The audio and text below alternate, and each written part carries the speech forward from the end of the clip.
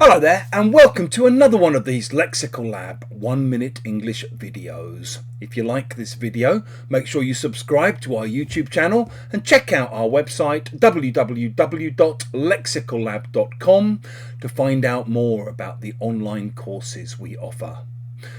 Last weekend I was in Berlin playing some music, and on the Friday night a friend of mine invited me out for dinner and we went to a Korean place. He warned me that the food might be quite spicy. I laughed and said that because I've spent so much time in Indonesia over the years, I'm no stranger to spicy food. If you say that you're no stranger to something, you mean that you're very familiar with it. You're used to it.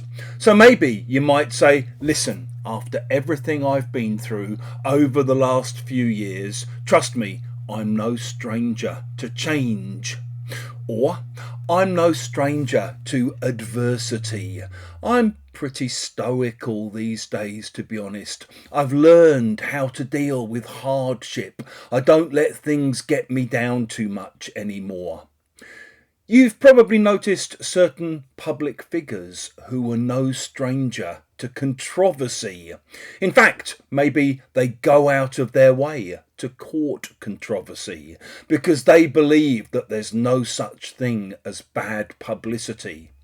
And maybe at work there's a difficult situation that a friend of yours is having to deal with, and when you're listening to them you're thinking, well, if that was me I would basically say something to my boss, but then I'm not you.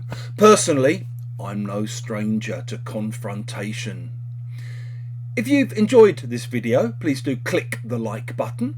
Please share it on social media with your friends, your students, your colleagues, and in the comments section below. We'd love to see examples of how you might use I'm no stranger to.